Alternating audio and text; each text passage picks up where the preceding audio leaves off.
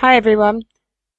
So today I'm going to start with a group of videos I'm going to be posting on information relating to the Exilachs, the Arabic empires, European aristocracy, and how this is related to the Alumbrados or the Illuminati and in the long run, the Jesuits.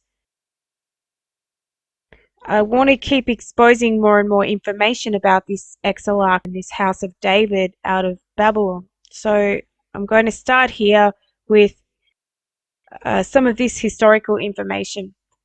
So on Google Scholar, I found this article, Shoots of David, Members of the Exilachal Dynasty in the Middle Ages. So it says here, Shoots of David, Members of the Exilachal Dynasty in the Middle Ages by Arnold E. Franklin, a dissertation presented to the faculty of Princeton University in candidacy for the degree of Doctor of Philosophy. So he's just talking about the Exilach or the House of David in the Middle Ages, obviously. Between the 11th and 13th centuries, members of the Exilachal dynasty known as the Nasim. Now, I've talked about the Nasim before. That's the prince of the House of David living in France and Spain, appeared in Syria, Palestine, Egypt, and North Africa. Their appearance is examined from a variety of perspectives on the basis of nearly 400 documents from the Cairo Geniza. Central to their identity within the Geniza society is a tradition according to which the Exilachs were descendants of King David. This tradition, while deriving from ancient Jewish roots, was modified in light of Islamic notions of sacred ancestry, yielding a more expansive understanding of the House of David during the Middle Ages. There is little evidence to support the contention that Nasim were on the whole political leaders, though popular respect for their Davidic ancestry among both Muslim and Jews sometimes resulted in the occupying leadership post. Moreover, relations between Nasim and Exilachs who continued to function in Babylonia throughout this period were far more cooperative than imagined by previous historians. At times, Nasim and Exilachs worked together to protect the privileges of Davidic family. The strong Davidic identity of Nasim were reinforced through a number of means, including the proliferation of genealogies, the deliberate preference for names, Davidic kings and individuals associated with the Davidic family, and the use of the iconic image of a lion, which was strongly associated with the Davidic monarchy. So, just stopping here, all of the houses of Europe and a lot of these 13 black nobility families that are associated with the Vatican use the lion as their imagery. So we have the Roman banking family, the Pierre Leone family, Peter Lion family, who funded Pope Urban to push for crusade. The Jewish population responded positively to the Davidic claims of the Nasim, welcoming them into their midst and occasionally pinning messianic expectations on them. The strong emphasis of the Davidic ancestry of the Nasim was part of a larger valuation of ancestry within the Near Eastern society. This Kohanim priest who claimed descended from Aaron, with whom Nasim at times came into conflict, developed their own claims to ancestral privilege that in many ways mirrored those of the Nasim. So here we have what he's saying here is a conflict between the house of Aaron or the Kohanim, the priesthood, and the house of David, the king. So perhaps if we look at this historically, these kings and priests were at enmity at times. And this happened in Judea as well, where the kings wanted to be both priests and the priests wanted to be in the political side of manipulating politics as well. That comes from the fact that the political system of Israel, the kings and the priests were separated by God at the time of Moses. Originally, that wasn't the case. So we have Melchizedek, who is both a king and a priest. This was what I believe, a blessing that went down through the chosen sons of the line of Adam. It went to Noah, it went to Shem, it went to Abraham via the blessing of Melchizedek, and Melchizedek was said to have been Shem himself. And Jesus took up this priesthood again. He told the Pharisees, I am the priesthood of Melchizedek, which made their Aaronic priesthood void. There was no more priesthood over Israel. There was a king priest of Melchizedek who was Jesus. So it goes on to say, centered in Babylonia, the Exilach was an office of Jewish leadership that was passed down from generation to generation among members of a dynasty claiming descent from the biblical King David. According to a later historical tradition, the Exilach was founded by the exiled king of Judea, Jehoiakim, in the year 597 BC. While the biblical origins of the institution cannot be sustained, it is quite certain that the office of that name associated with the Davidic family existed in Babylonia during the Sasanian period. Under Muslim dominion, particularly after the founding of the Abbasid Empire, the Exilach, then located in Baghdad, emerged as one of the four central institutions of Jewish leadership alongside the yeshivot academies, seeing yeshiva, of Surah, Pembedita, and the land of Israel. Beginning in the 10th century, members of the Exilach dynasty, known by the Hebrew title Nasim, meaning prince, began to appear in Jewish communities outside of Babylonia, including towns in North Africa, Egypt, Syria, Palestine, and Yemen. It is this diffusion of Nasim throughout the Near East between the 10th and 13th centuries that is the subject of the present work. The most important source for the Nasim in the Near East are the historical documents discovered in the Cairo Geniza. Jacob Mann, one of the first historians to make significant use of those manuscripts, dealt with the Nasim in a number of his studies. Mann considered the Nasim to be disenfranchised members of the Exilach family who sought to create their own institutions of political leadership beyond the reaches of the Babylonian Exilach. So we know that the Exilach in Babylon were the merchants. They controlled the Silk Road merchandise. They were the bankers, the lawyers, and the Kohanim, or the house of Aaron, were the Pharisees. Pharisee meaning Parsi or Persian. So the Pharisees in the temple were Persian. There was a political system that was backed by big money and power that was coexisting with the political and religious system in Judea.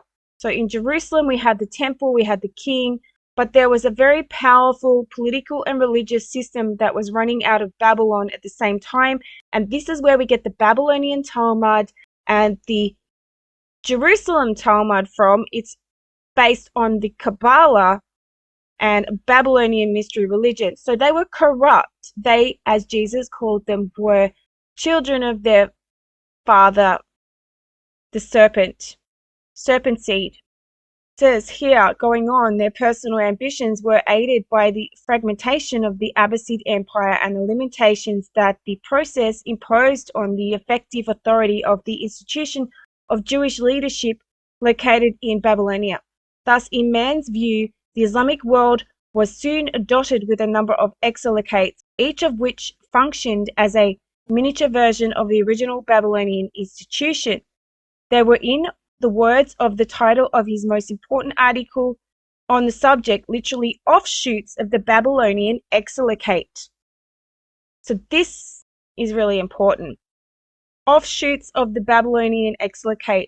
So here we see at this time, not long after the Christian church has been established, and I'm talking about the church established by the apostles and by Jesus. I'm not talking here about the Roman Catholic Church. We have these little offshoots of these Babylonian exilocate and these groups setting up in these areas in Egypt, in the Arabic world, because this Arabic world was not yet Islamic. And if you go back and watch my other videos, we can see that Muhammad was literally a Jewish title for the Blessed One. Muhammad was related to this Exilach group, and he had handlers who were Exilachs. His wife was of a very rich family from Nabatea who were merchants, and her cousin was his handler and funded Muhammad to start the religion of Islam.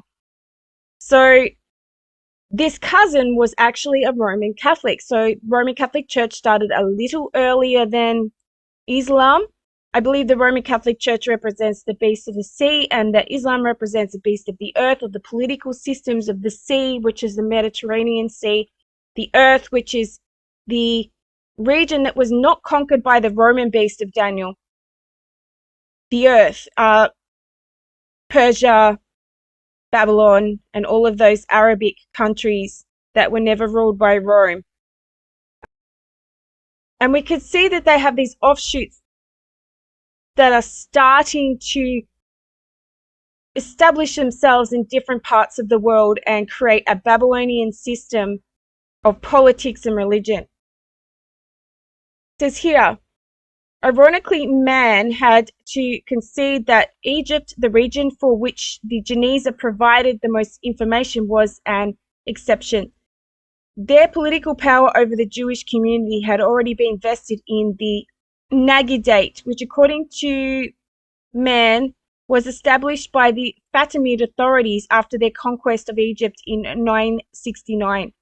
Elsewhere, however, he maintained that Nasim succeeded in realizing their political ambitions, establishing what he imagined to be their own exilachal offices.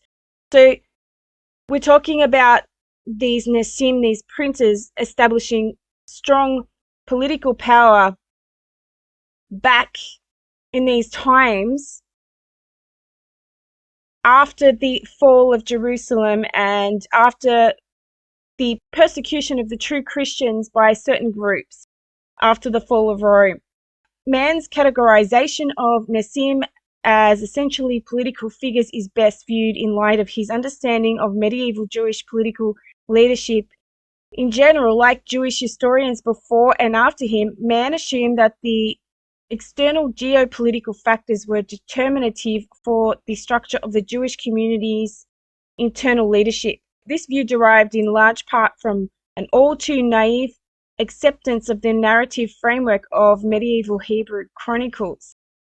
Works such as Abraham ibn Daud's Sefer HaQabbalah and Joseph Sambari's Divrei Yosef attributed the emergence of offices of local Jewish leadership to the initiative of Muslim rulers who no longer wished Jews living in their lands to be reliant on traditional centers of Jewish leadership located in enemy Abbasid lands.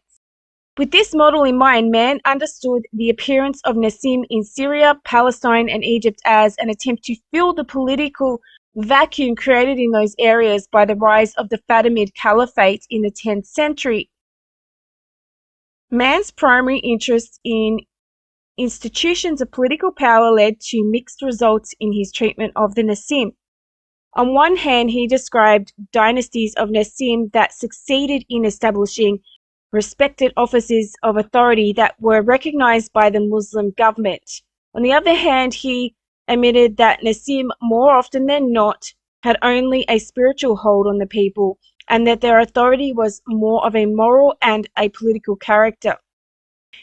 He was keenly aware that Nasim enjoyed considerable popularity among the local population, yet he seemed to have been at a loss to account for their role in the Genealogy society in the absence of any clear political function for them.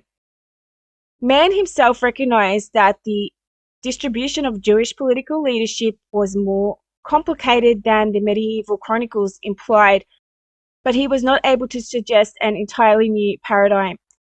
Responsa, addressed to Jewish communities throughout the Muslim world during this period, challenged the widely held assumption that local Muslim rulers wanted their Jews to be independent of the Babylonian authorities.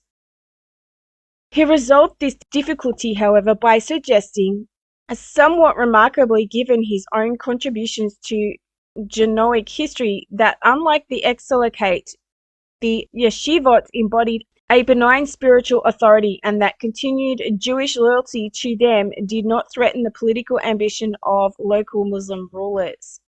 As with so many areas first examined by man, S.D.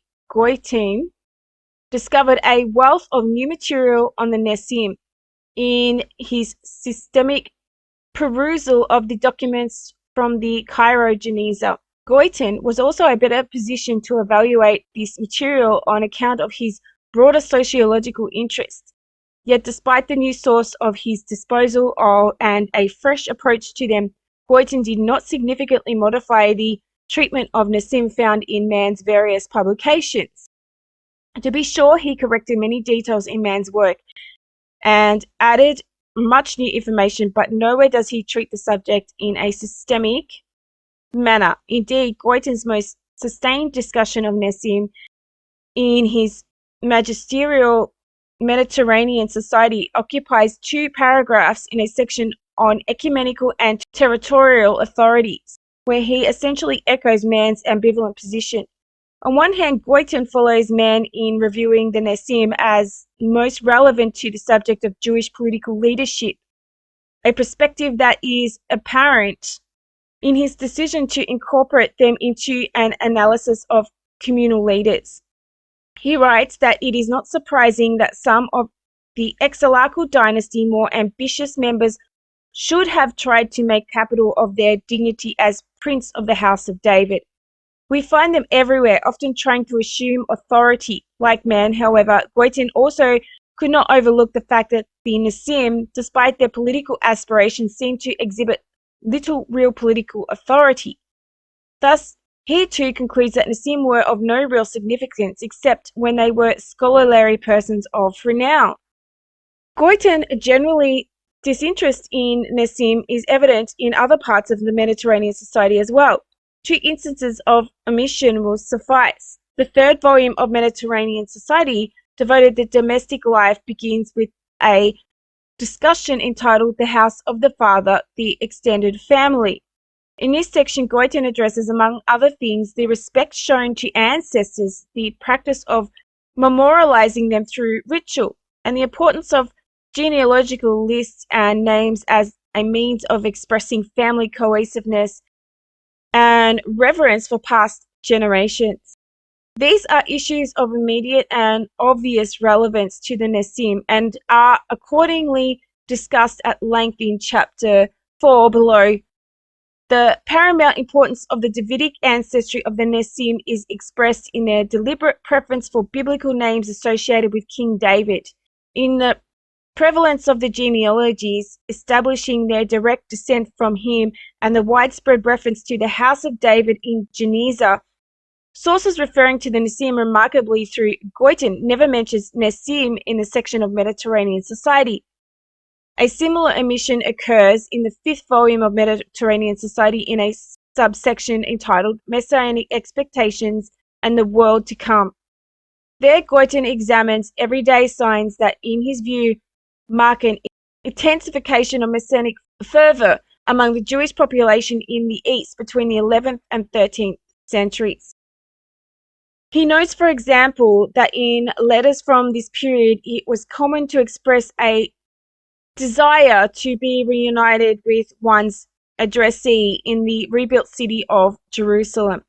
It was also customary to sign letters with such messianic phrases as Yeshua, salvation, Yesharav, great salvation, or Yeshar, Yeshuash, may salvation be hastened.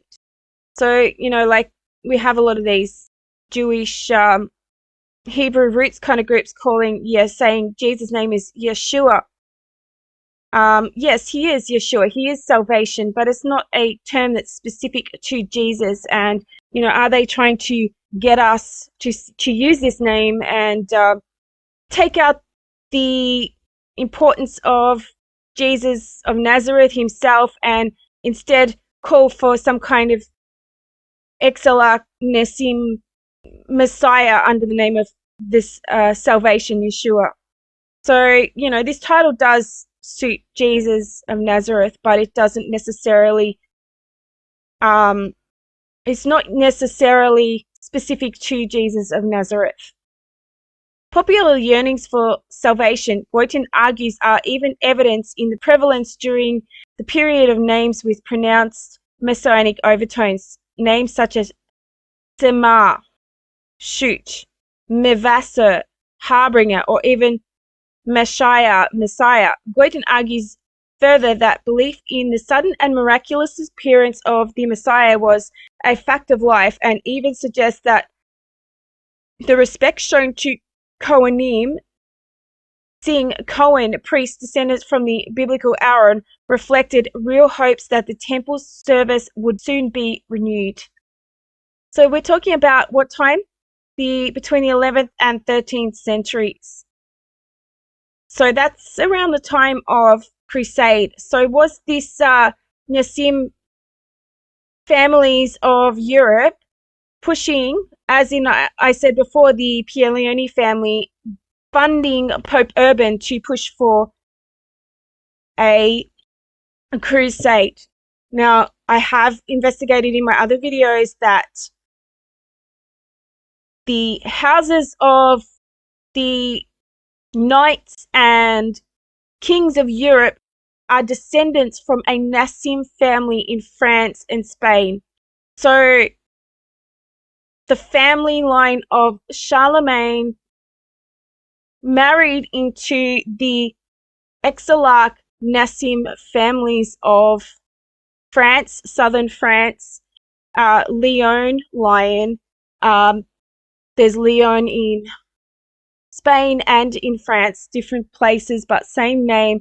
And they set up a Kabbalah school in a town that was given to these Exilach Sephardi. And this is what's really important. We have to make a distinction between the Sephardi Babylonian opposed to the Ashkenazi, who I believe they're using as a scapegoat. So they were later on were converted to Judaism as a way of incorporating more people into their agenda, but also they were a kind of police force on the Silk Road. They were used by these merchant families of Babylon to monitor Silk Road ports, especially their slave trading routes up in Scythia. Up in Scythia, on the top of the Black Sea, there was a port that was run by these merchant Exilach who used slavery. There were slave ports there where they sold people. And these Scythians were in control of a lot of these trading routes and ports. And they were incorporated into their religion. I believe they are used in times as a scapegoat to hide the fact that these families are far more ancient and in control of everything. They are Persian, Babylonian Exilachs. It's a mixture of these houses. For example, the book of Esther. We have Esther, who is a Jewish princess, a woman who marries the king of Persia. According to their Kabbalistic laws, you are a Jew via your mother. So to incorporate these groups of people into their religion, all they needed to do is marry their daughters off to the princes and the kings of these nations. And this is not a biblical law. It is a Pharisaical Kabbalah law. It's a loophole in the law of God that they believe that they can marry into these certain groups in opposition to actual Mosaic law, which is do not marry your daughters off to the people of these nations and the pagans. But for them, they say that you are a Jew via your mother, doesn't matter who your father is. I believe this goes along with the line of them considering themselves the seed of the woman. And therefore, they can marry into and control the political and royal houses of wherever they choose to go. So there are two distinct groups. It is my belief and what I want to prove that these 13 nobility houses that rule the world are in fact descendants of these Nasim. They did not need to get into and become the politicians or the kings. They needed to control them. They controlled them via banking. They did end up marrying their daughters off to these people. And in the long run, they managed the politics and they managed the religion. Like today, we have politicians that are simply puppets and figureheads for the hidden hand behind that rules them. And so in this dissertation here, or this thesis, he is saying that they didn't have any real political power, but they did. They had a lot of money. They were running the merchant trade. And this is how they got in, by loaning money to the kings of Europe. These families then started the religions of Islam and the Roman Catholic Church. The same people, the same agenda. One is the beast of the sea, one is the beast of the earth. And they played them against each other. So they look like they have politics of different agendas, but ultimately underneath, the hand that is pulling the strings are these families who are incredibly wealthy. That is why pointing our fingers at the Jews and blaming the Jews is not the right choice to make. We have to realize that whoever we see in today's society as they talk about promoting Israel or promoting Islam, they're using it as a Hegelian game to fight, to create different sides that fight each other. They have the red side, the blue side. They're both fighting each other. But ultimately, who is in control of this is these families who are in control of the Vatican, the Jesuits. So we have to look even higher than the Pope and the Vatican. We have to look at who controls them, who created them. And what appears to be the story here is that they were created by the house of David, who were exiled in Babylon. The same people that persecuted Jesus, the same people that were running the temple, the same people that were in with the Roman emperors. The Herods were related to these families, and the Herods became the emperors of Rome. They were educated with Nero. They grew up with these families. Vespasian was likely a Herod, and Titus, but most definitely Elagabalus, the priest king of Emesa, was a Herod. And Constantine was also a descendant of this family. So by this stage, by the time the Roman Catholic Church was created by Constantine, we have a sun god worshipping emperor from Emesa, who is a direct descendant of the Herods ruling Rome.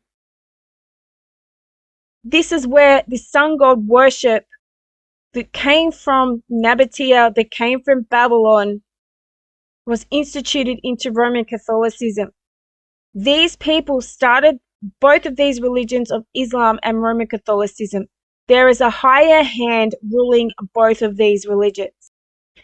These people are what Revelation call the dragon. They are the house of David mixed with the Persian royalty and the Babylonian royalty of the Chaldeans, who took the empire of Esau, as in Malachi it says Esau's inheritance will go to the dragons of the wilderness, and they were the Chaldeans.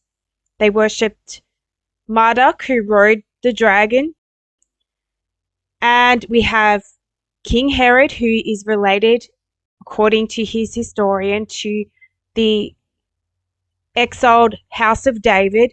And his father was an Idumean who was of the tribe of Esau.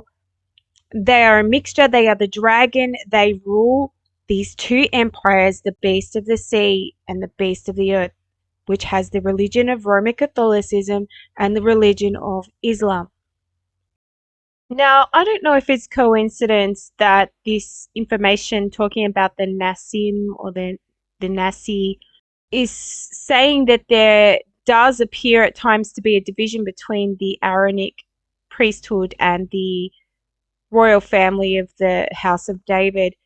But, we have in John 19:15, it says the Pharisees were saying, or the chief priests were saying to Pontius Pilate when it came to giving over Jesus to the Romans, and they say, but they cried out, away with him, crucify him. Pilate said to them, shall I crucify your king? The chief priests answered, we have no king but Caesar. Now, once the statue of Daniel was destroyed by the rock, which was Jesus Christ and Christianity, the feet, those empires, that statue system from Nebuchadnezzar in Babylon was destroyed. The Roman Empire was the iron, and the clay was the Judeans or the Israelite people, because in the Old Testament they were referred to as the clay, the earth, and the two did not cleave together. Now, that statue was destroyed. Ancient Rome was destroyed. But what happened in Revelation, we see these two new beasts arise, and one is the image of ancient Rome. It's got the different heads that represent the other ancient empires. That's the beast of the sea. And then we have the other beast that looks like a lamb. So the beast of the sea had a head that looked like a leopard, which it looked Greek or Hellenistic. It looked like a bear, Persian, and it looked like a lion, Babylonian. But this time around, the dragon gave this beast its power. And so did the dragon give its power to the beast of the earth. The beast of the earth looks like a lamb. It looks like the Lamb of God, Jesus, who was a descendant of the house of David. He was the Messiah. But this beast of the earth was a false prophet. Now, when I say the beast of the earth represents the Arabic nations, the nations of the earth that were not conquered by Rome, and then they have a prophet that looks like a lamb but speaks like a dragon. We have the religion of Islam, and we have their prophet, Muhammad, who was an exilach from the houses of the southern kingdom of Israel in Babylon, the family of King David in exile. His handler was an exilach. So this prophet speaks like a dragon out of Babylon. He is the false prophet. And then we have the beast of the sea, which looks like all these ancient empires, and the dragon gives it its power. And we have these Aaronic priesthood saying they have no king but Caesar. And we have this papal Roman Catholic system that takes the place of the emperor or the Caesar, and he's also a priesthood, Roman Catholicism. I'm just kind of showing some kind of synchronicities here that both of these empires are run by the dragon. And could it be that one is the House of David from Babylon, the Exilachs, and the other is the Aaronic priesthood from Judea that escaped into Rome and formed the Roman Catholic system? And we have the kings of Herod ending up on the throne of Rome and forming this sun god Babylonian Talmud worship in the Roman Catholic Church through Constantine the Great. And then we have historical papers here saying that there were big divisions between the descendants of the Kohanim and the descendants of the House of David fighting for the right to be priest kings. I'm just saying there is a lot of synchronicity there. Okay, so let's take a look at what the Cairo Geniza is.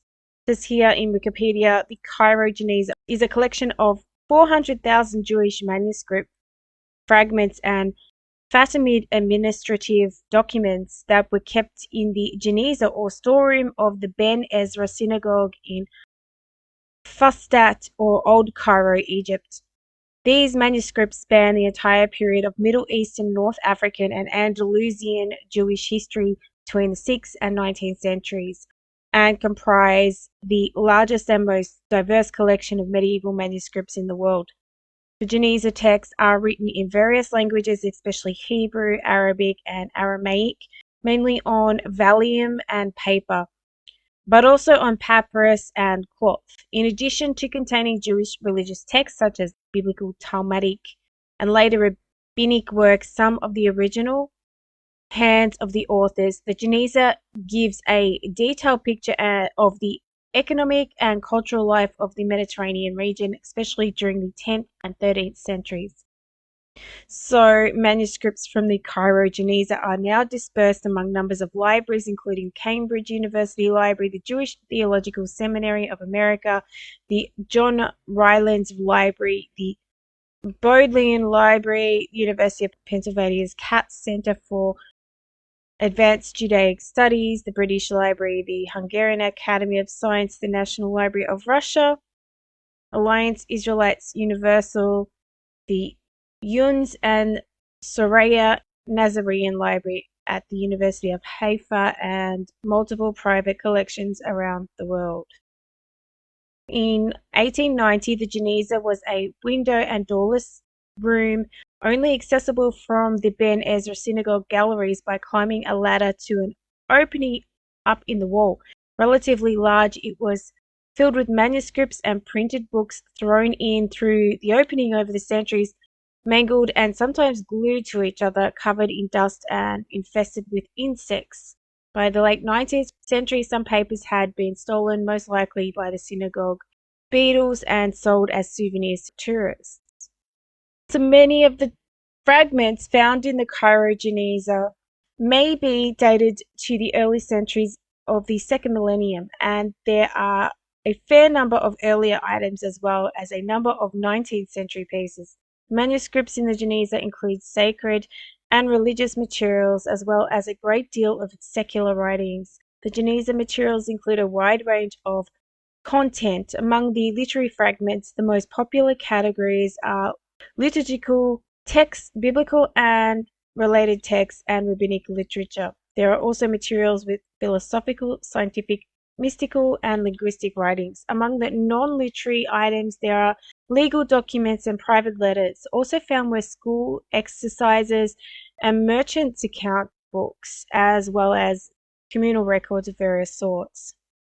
These particular documents could be interesting. It says the number of documents added to the Geniza changed throughout the years. For example, the number of documents added were fewer between 1266 and circa 1500, when most of Jewish communities had moved north to the city of Cairo proper, and saw a rise around 1500 when the local community was increased by refugees from Spain. It was they who brought to Cairo several documents that shed new light on the history of Khazaria and the Kievan Rus, namely the Khazar correspondence, the Shekhter letters, and the Kievan letter. The Geniza remains in use until it was emptied by Western scholars eager for its material. So I wonder what kind of information they've found about the Khazar correspondence. The Khazar correspondence is a set of documents which are alleged to date from the 950s to 960s and to be letters between Hasdai ibn Shaprut, foreign secretary to the Caliph of Cordoba, and Joseph Kagan of the Khazars. The correspondence is one of only a few documents attributed to a Khazar author and potentially one of only a small number of primary sources on Khazar history. Joseph's reply ostensibly gives both an account to the Khazars' conversion to Judaism and of its progress in subsequent generations, as well as potentially showing that within a generation of the fall of the Khazar Empire in 969, the Khazar state was still militarily powerful and received tribute from several polities. The authenticity of the correspondence has occasionally been challenged on the grounds that it allegedly has little in common with the otherwise attested chronology, language, borders, and economy of the Khazars at the time, and has very little supporting archaeological evidence.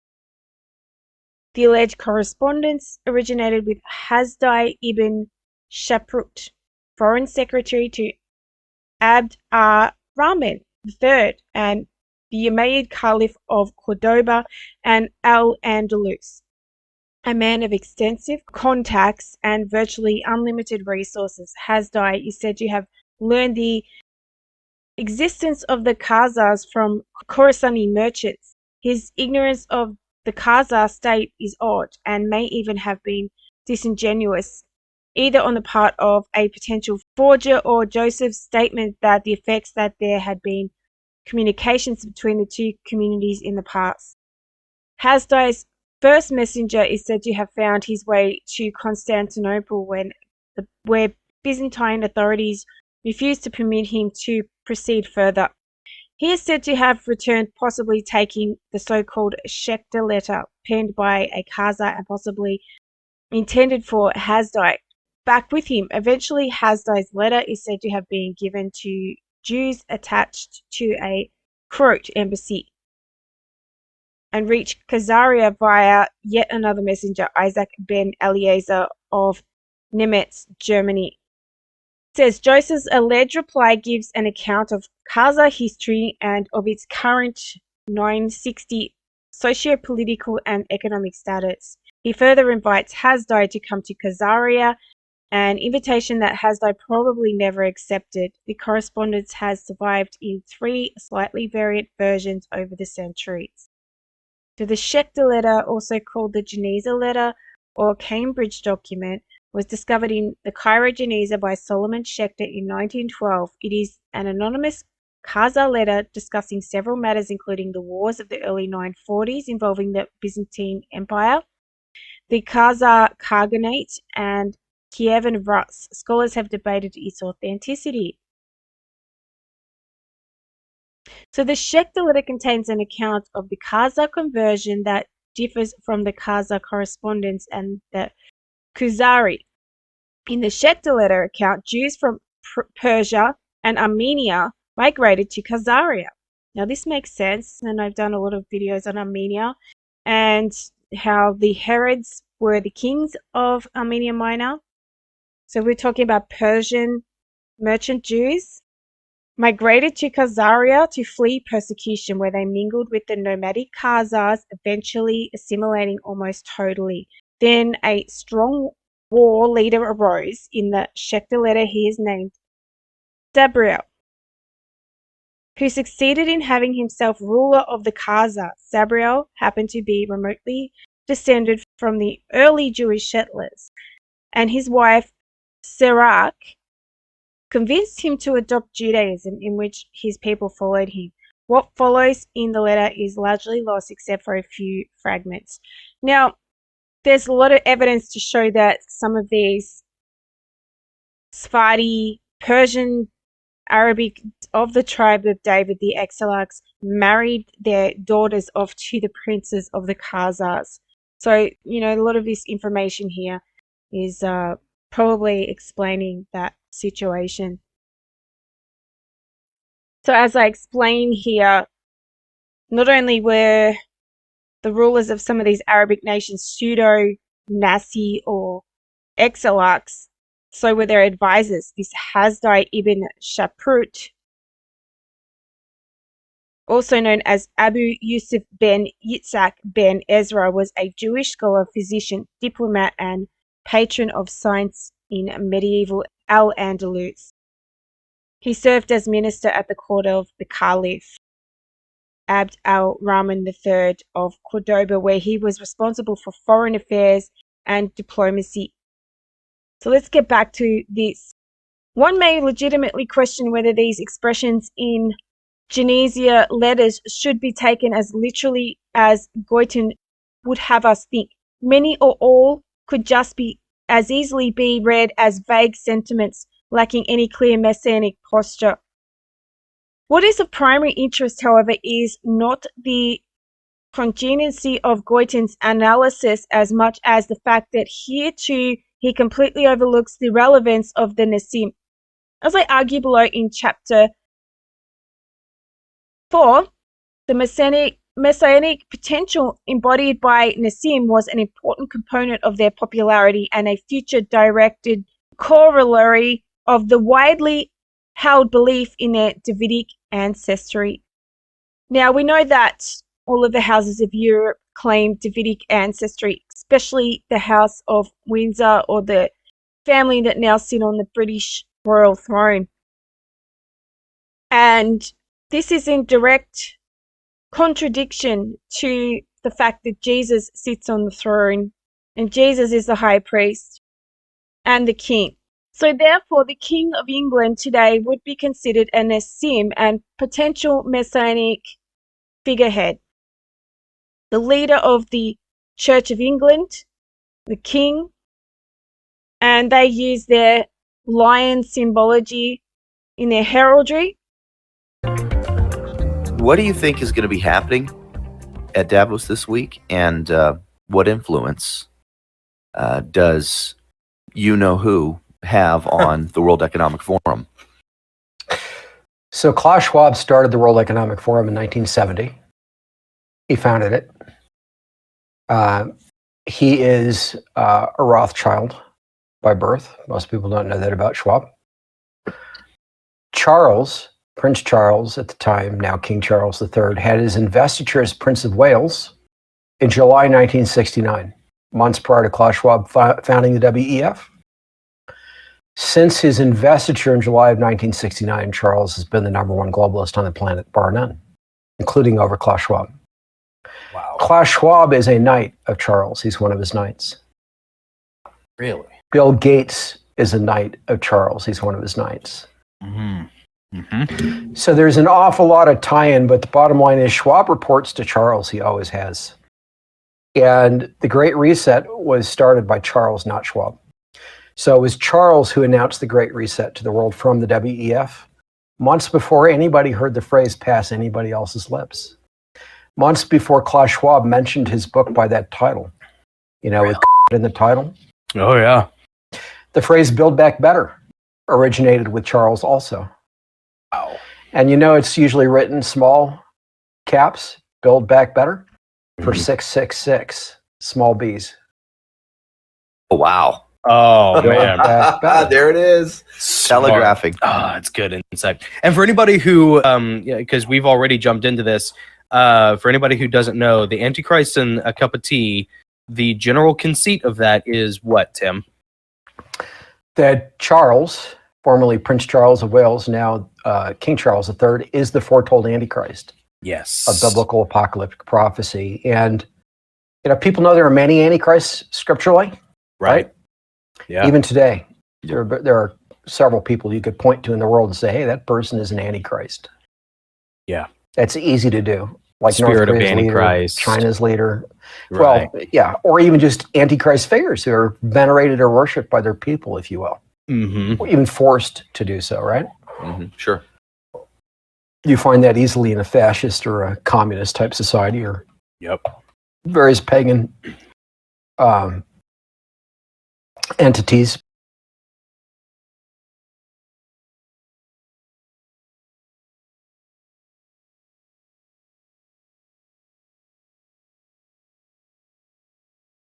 A clue of the explanation for this apparent disregard for the Nasim is to be found in the introduction to the second volume of Mediterranean Society, where Goiten describes the Jewish community reflected in the Geniza documents as a medieval democracy. This notion developed first in a series of articles published in 1961, challenged the prevailing view among Jewish historians that under Muslim rule, local Jewish communal activity was severely circumscribed. In the classic formulation of this view, Yitzhak Beyer argued that the emergence of patterns of local autonomy of Jewish communities in Islamic lands had been hindered by the centralistic autocratic authority of the yeshivot and the exilachate. By contrast, he argued independent Jewish communities flickered first in distant Qumran, then emerged and flourished in northern Europe, where they were safely removed from those institutions and were nourished by the traditions of autonomy manifest in the Christian city. Goiten rejected this view, pointing to evidence from the Geniza documents suggesting that self-conscious local Jewish communities indeed flourished in Islamic lands during the Middle Ages. Moreover, he stressed that the organization and functioning of those communities involved the blending of hierarchic and democratic elements. At about the same time, Goiten's research on the evolution of the office of Nagid in Egypt led him to the startling conclusion that the Palestinian Gaon was originally recognized by the Islamic government as the highest authority over the Jews living in the Fatimid lands. Not only that, the Caliphate also made the Islamic people bend the knee to the Exilach. I've posted that from a previous article, and that is according to the Quran rules. Two important implications followed from this. The Egyptian Nagidate was not, as many had previously thought, created by the Fatimids shortly after their conquest of Egypt in 969, nor was it modelled after the Exilachate. These discoveries, i.e., of the presence of vibrant democratic forces in local communities in Islamic lands and in the Palestinian Gaon's position of leadership over the Jewish communities in the Fatimid Empire, naturally affected Goiten's evaluation the importance of the Exilachate in general and within the Geniza community in particular. In a long review of the first two volumes of the Mediterranean Society, H. Ben Sassoon noted that Goiten's portrayal of the Geniza Society applies categories that are more suitable to Europe and the US during the 19th and 20th centuries than they are to the medieval Mediterranean world, describing the Geniza community as thoroughly suffused with such modern ideas as free enterprise and political freedom. It is little wonder that Goiten minimizes the importance of the Exilachate, that most aristocratic and undemocratic of medieval Jewish institutions. He insists that while a Gaonate was a force that penetrated the whole fabric of life of the Jewish community during the Geniza period, the secular head of the Jews, the so-called head of the diaspora, whose seat in Baghdad had only limited importance, and disapproving cities' Salo barons' overly sanguine view of the Exilachate in the 11th and 12th centuries. In fact, as we will see below, the Exilachate experienced a period of renewed vigor during the 12th century under the strong leadership of Daniel B. Hisday. Heir to man's generally dismissive approach to the Nasim and convinced of the democratic spirit of the Geniza society, it comes as no surprise then that Goiten himself devoted little attention to these Davidic dynasties. Maybe he didn't want them to be revealed. And these people are actually recording their own history. The Sassoon family, so this person here, we have H. Ben Sassoon, and in the notes here is a historian and writing new paths into the Geniza land. So he's obviously researching these historical papers. He's related to the wealthy Baghdad Jewish dynasty associated with finance, banking, capital markets, the exploration of oil and gas, Judaism, conservative politics, opium trading, and philanthropy. The principal vehicles, Sassoon & Co. and J. Sassoon Financial Group LLC, are domiciled in Europe, Asia, and North America. The family was known as the Rothschilds of the East due to the immense wealth they accumulated in Asia. The family's business in China, India, and Hong Kong especially were built to capitalize on the opium trade. We know who did that, the Dutch East India and the British East India Company. As more family members gravitated towards London, they became prominent in England and were ennobled by Queen Victoria herself.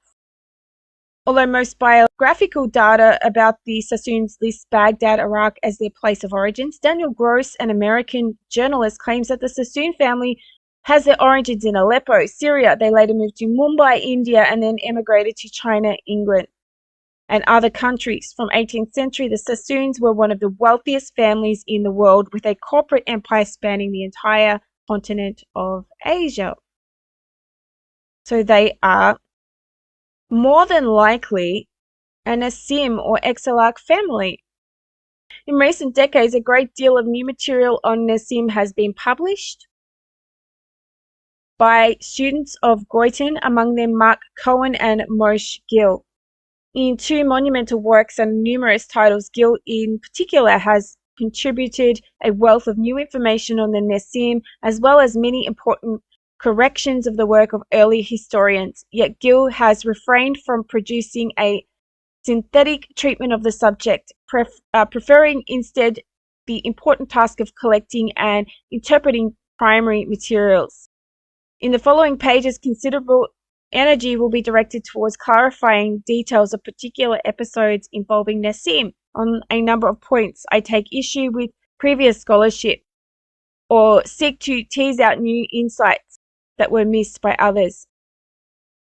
This is the spade work that inevitably accompanies any serious undertaking of research, but the real aim of this study is to go beyond those specific data points and, through careful consideration of an important yet overlooked dimension of the Geniza community, to come to a deeper understanding of Jewish society in the cultural orbit of medieval Islam. In adopting such an approach, I draw support from Goitin himself, who saw the business of scholars as consisting in the interpretation and not the addition of information. Accordingly, this work is organized thematically rather than chronologically. Such an approach naturally involves risk. Over the course of 3.5 centuries, members of the Davidic dynasty appear in towns from Kairon to Aden under wildly varying circumstances. No single explanation could possibly account for all of these incidents in a meaningful way. Nevertheless, common links unite these episodes and justify considering them as part of a single phenomenon. Taken together, these episodes point to the unmistakable value ascribed to sacred lineage in medieval Jewish society. While the importance of lineage has roots in ancient Jewish tradition, attitudes towards the medieval Davidic family clearly reflect a unique and coherent reformulation in the cultural vocabulary of Islamic society. So, just a thought here. Was the actual crusade war of Muslims against Christians a battle between these Babylonian Exilach and the European Nasim? Just a thought. Moreover, the ongoing challenge of identifying and dating so much of the Geniza material provides a strong methodological justification for a thematic approach. Scholarly debate continues over the proper sequence of events in many of these episodes mentioned in Geniza sources, with scholars continuously revising their own chronology and those of others on the basis of new material or new insights into old material. The shifting sands of the history of the Geniza society evident in the glaring absence as yet. So the Davidic dynasty, whom from the subject of the present work, were not the only group in the Middle Ages to make use of the title Nasi. Resonant with royal and occasionally even messianic significance, the biblical cognomen was appropriated at numerous times in a widely varying places by Jewish leaders and notables during the very centuries dealt with in this work. In fact, several other groups of Nasim existed, southern France, in Spain, and perhaps in Germany as well, which according to legend were related to the Exilach dynasty in Babylonia. For a variety of reasons, however, they fall beyond the purview of the present work, which seeks in part to locate the importance of the Nasim in the East within a vocabulary of respect for ancestry and lineage that was particular to Islamic society. The purported Davidic ancestry of at least some of the European Nasim, while offering an interesting parallel to the Nasim of the East, did not play nearly as an important role in the defining the identity of its claimants as did the ancestral claims of the subject of this work. As we will see, Nasim in the East were occasionally invested with religious and political authority. So, he's saying here that the Nasim of France and Spain and Germany were nowhere near as important as the Nasim of the East, and I beg to differ. I think that it's just been hidden far much more from European history than perhaps it has been in the East or in the Islamic societies. And there's evidence to show that the aristocracy that's ruling Europe today and, in charge of the Vatican is in fact Nasim, descendants of the Davidic family of Babylon. So I'm going to continue on with more information on Exilachs and just try and get as much information about this group of people out there as possible. Thanks for listening, everyone.